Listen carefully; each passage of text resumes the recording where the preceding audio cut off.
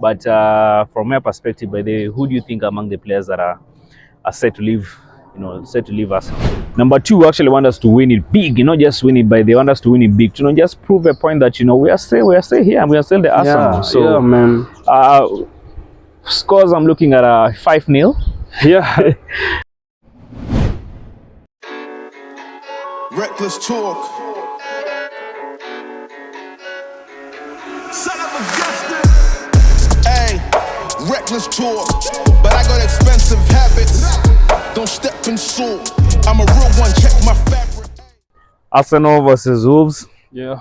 Final match of the season. Final match of the season is coming to an end. It's been a long season.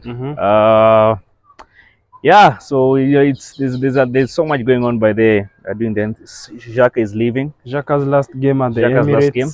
And that's apparently he's only the one who we know. The other players are, because actually, if you look at this post over here, there's a plan of letting about 8 players go and getting in like 5 new players. Yeah. So we still don't know the ones who are yet to leave. But from my perspective, by the way, who do you think among the players that are set to leave? Set to leave Arsenal. Someone like I can say for me, someone like Sambi Lokonga, yeah, can get some good money for him. If you can get around 2015, that is okay. Nuno Tavares, yeah, came in, he played good games the first 4 games, and then from there he went on a slump. The manager was not happy with his performance. He went to Marseille, he shined, but then we also saw that he had an issue with the management there. But he was doing very well by that Marseille, actually. Yes. Yeah. We can get around 25M from him. That is good. We can also, I think we should offload and holding too. Yeah, holding. There is a Maitland-Niles. His contract is coming to an end, so he's going on a free agent. Yeah, Reiss Nelson is going to sign a contract. To see him back. I mean, actually, he's been given 3 offers. Actually, the first offer he declined, the second offer he declined as well. So he's been given a 3rd offer. So actually, he did an update. You can check this post over here as well. Plans are underway, and hopefully by today, I think by today he should be able to sign the contract. Yeah, he's leaning towards signing, and that is good. But then we need to respect that boy and give him more minutes. When Martinelli is not playing, we need to see Reiss Nelson playing, not Trossard. Trossard can move to the middle, to the centre forward position because he can play there. I agree. So yeah, and one person that Lokonga, the chances are probably maybe he might sign with Burnley, because I saw rumors going about that. What's his name? Company is actually Company is the one who got him. Yeah, Company is the one who got him for us. So he's quite interested by the joining Burnley. Well, he's had his time at Arsenal, but he didn't prove to on the shot he was given. So I think probably maybe, not disrespect to him, but probably it's time for him to go. Yeah, so that's it for Lokonga. So one player that probably I'd want us to talk about and give him a bit of emphasis on is Xhaka. Man, Xhaka, it's been a roller coaster having him in the team. Man, the last Arsene Wenger signing. Yeah, the last time. Well, with the Elneny. Yeah. So I mean, I remember when this guy came in, especially during the Unai Emery moment. I think that's when actually he fell off with the fans. Yeah. I remember they tram me too, and actually telling the fans to off. It was bad, man. People did not like him. Everybody wanted him gone. Yeah. Because when he came, Xhaka, when he came, he was the best player in the Bundesliga. We got him from I've forgotten the team, but then when he came to Arsenal, he was so good from Germany. Yeah. And then he came to Arsenal. The vision for him was to play where he's been playing this season, a box-to-box midfielder. Right. But then because we did not have a good CDM, and then our team was not that good, he did not play in his natural position. So that is why we saw a lot of poor performances from him. He was a regular starter for a very long time. Yeah. And then this season he has gotten the biggest redemption I can say for any Arsenal player we have ever seen. Yeah, he's been able to turn it around. And actually, if you watch what do you call this documentary? Is it one All or Nothing? All or Nothing, by the way. If you watch the documentary, when the season came to an end, when was it? It was April last year. April last year. Yes. Actually, he had hung his boots and actually told Arteta that he wanted to quit.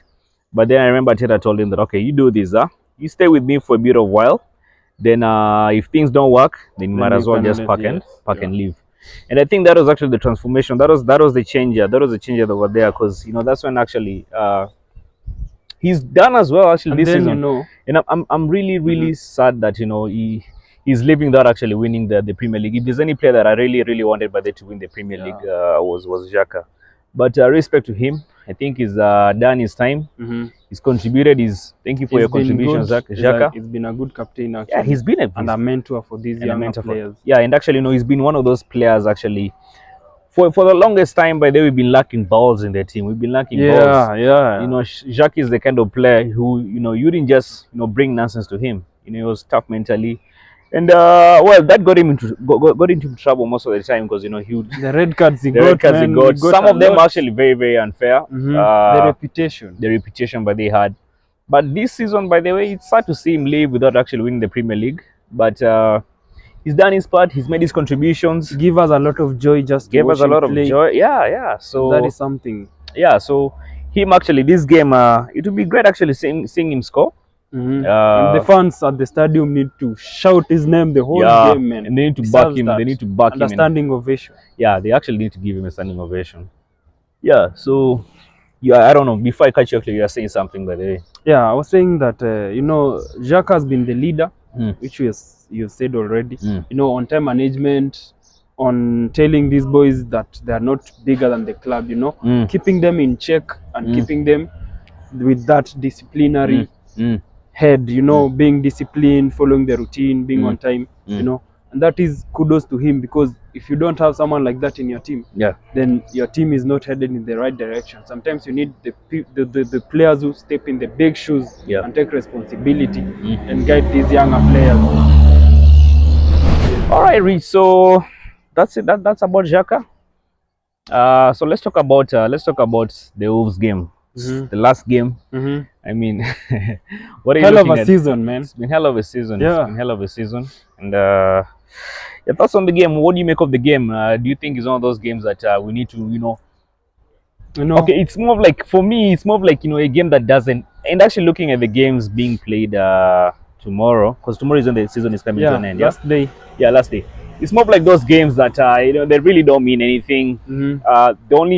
The only games that actually have a lot of meaning is the relegation. Because remember, the relegation teams. We have Southampton has already been relegated. Yes.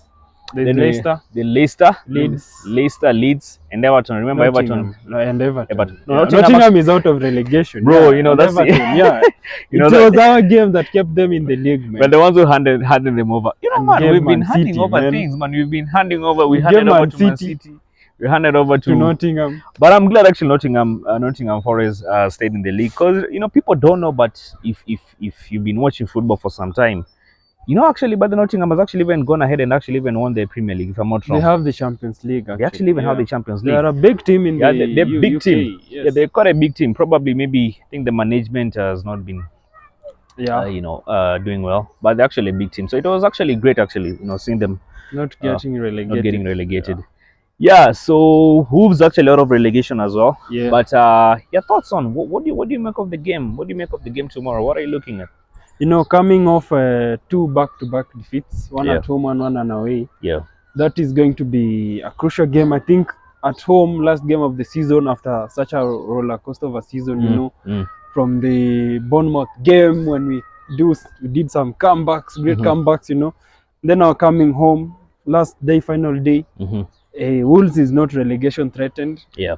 We are also not contending for the title anymore. Yeah. So, that means we don't have any pressure. We just have to play for the fans and show them this is the Arsenal that has been there the whole season. And what usually happens by then, the pressures of Arsenal? Yeah. Perform big time. I think they're going to play well, even if Zinchenko is not going to be there, we saw the effects of not having Zinchenko on the team in the games that he missed versus Brighton versus Nottingham. I think we are going to win the game. I said that in the last 2 games and it did not go my way, but that's football. Yeah, that's football. This last game of the season, I'm sure we are going to win this game. Yeah. There's no doubt about that. I'm going to see Captain Odegaard, he's going to do his thing. He's been good and he's going to show the fans that the locker room is still intact. Yeah. So actually, by the way, talking of two things, actually, I want to talk about Zinchenko. You remember the better part of the season we've been discussing Zinchenko, Tierney, but actually now come to think of it, by the way, you know, as much as we might you might be writing off these coaches, but they actually know the reason why they play somebody ahead of the other one. The other one, because truth be told, by the Zinchenko, now that he's been missing, we've not been able to, you know, we've been able to see how, you know, the importance of having Zinchenko by in the squad. The other thing, actually, I don't know, I read this somewhere that probably Odegaard is going to be a miss. Tomorrow's game. Oh, that's bad. Bukayo might also be a miss. Yeah, Bukayo, I saw that. For tomorrow's game. So, who to play in Odegaard's position? I think we can go with Smith Rowe. Okay. In Odegaard's position, you know, Smith Rowe, he has not got a lot of minutes this season. The manager said that he needs to fight for his chance to play. But, you know, removing Odegaard from, you know, Odegaard and Smith Rowe have the same profile. You know, they are smart players, they are creatives. But then, you know, Odegaard has been better than Smith Rowe. So Smith Rowe, for him to take this number, he has to be better than Odegaard. Or he has to evolve and play in Xhaka's position. Definitely. But I think if Odegaard is not going to be there tomorrow, then I think he will need to take that chance and shine, you know. But then during the preseason, you know, this break, he needs to go and reinvent himself, you know. That's Smith Rowe, yeah? Yeah. Or Smith Rowe. That's Smith Rowe. Smith Rowe, yeah. I think Smith Rowe needs to go and work on being a box-to-box midfielder because clearly, don't think he will get minutes in the coming season. Yeah, I mean, he needs to fight his place. With the likes of also Nani in the team. T-Bag, yes, Fabio Vieira, you know, he's also a creative player. Yeah. But one thing they need to work on. Okay, Smith Rowe actually, well, but I expect him to start Kesho. Yeah, he needs to start. Yeah, definitely tomorrow he's going to start. And then now that Xhaka is Saka, now that Bukayo is actually, you know, won't be playing. Definitely, I think by this Smith Rowe, no, not Smith Rowe, what's his name? Reiss Nelson, by the playing on his on his wing actually would be a good position for him to play as well. So now let's talk of scores. I mean, what are you looking at? How are you looking at the scores? Do you think this is going to be moved like a 7-0 to just prove that it's going to be an emphatic win for us? Right.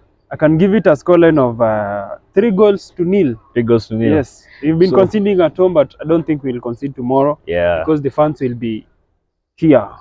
Yeah. They'll be, the best. It will be a fortress tomorrow. Yeah. So 3-0 to the Arsenal. So for me, definitely, it's a must. It's a must game win. By the reason I actually want us to, you know, win it is because I want us to give Xhaka a good send off. That's number one.